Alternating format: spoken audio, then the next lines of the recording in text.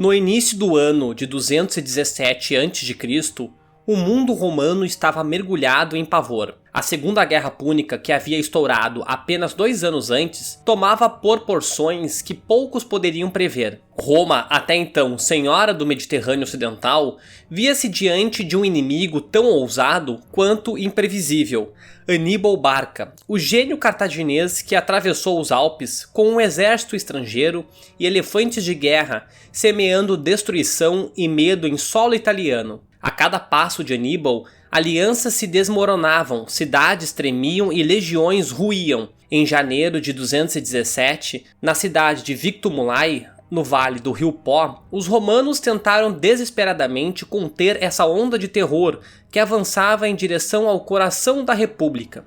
O que se seguiu foi uma batalha curta, violenta, mas repleta de significado. Um momento em que a fragilidade das forças romanas se escancarou e o avanço cartaginês ganhou novo fôlego. No final de 218, Aníbal havia obtido sua primeira grande vitória em solo italiano, a Batalha de Trébia. Aproveitando-se da imprudência do cônsul Tibério Semprônio Longo, atraiu os romanos para uma emboscada perfeita nas margens geladas do rio.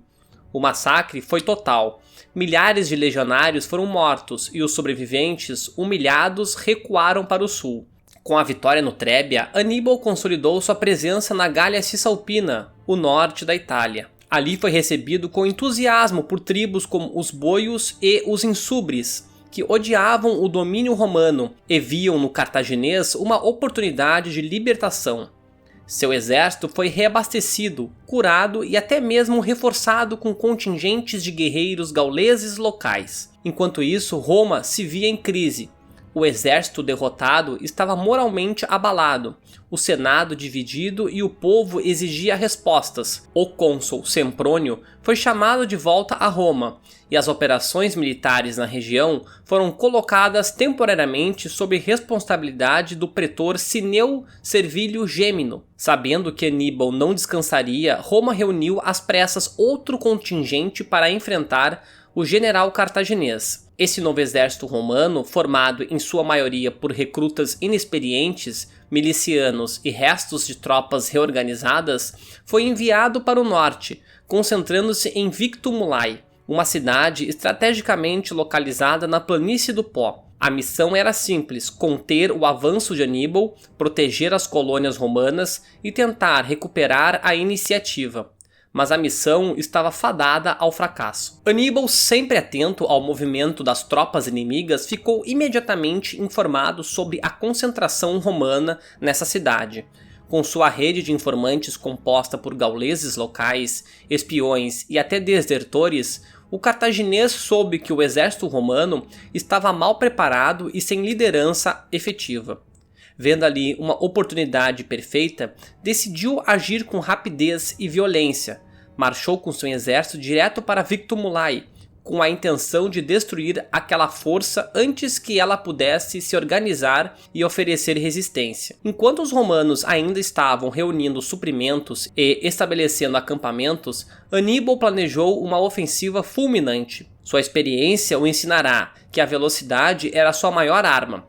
Cada dia que passava sem que Roma reagisse era um dia em que mais cidades se aliariam a ele, mais soldados se uniriam à sua causa e menos resistência encontraria. Quando os romanos avistaram o exército de Aníbal, foi tarde demais para se fortificarem.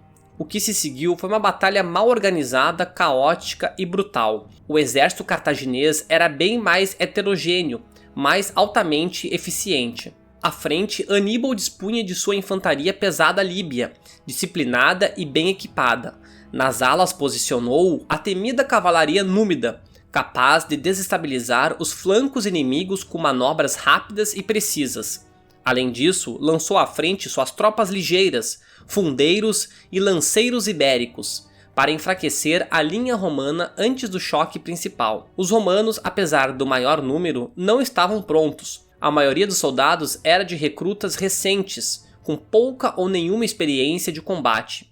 Sem um comando firme e sem tática definida, o exército romano tentou enfrentar Aníbal em campo aberto, um erro fatal. Em pouco tempo, os flancos romanos ruíram diante da cavalaria númida, enquanto a infantaria cartaginesa avançava com precisão devastadora. Muitos soldados tentaram fugir, mas foram perseguidos até as margens do rio. Ali, milhares morreram afogados, empurrados uns sobre os outros, na tentativa desesperada de escapar.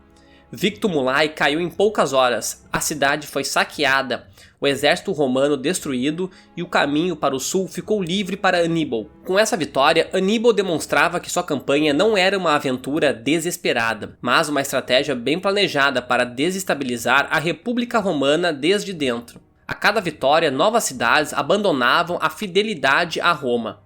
A cada derrota romana, mais aliados se tornavam neutros ou abertamente hostis. A derrota em Victumulae causou pânico em Roma. O Senado, em desespero, convocou o cônsul Caio Flamínio, recém-eleito, para assumir pessoalmente o comando da guerra.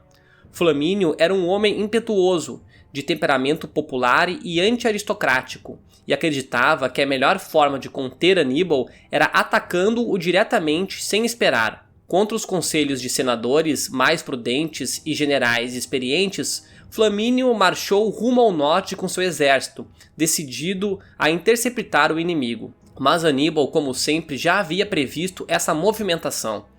A Batalha de Victumulae foi mais do que uma vitória militar para Aníbal, foi uma demonstração de sua superioridade tática, sua leitura precisa do inimigo e sua capacidade de desarticular Roma psicologicamente.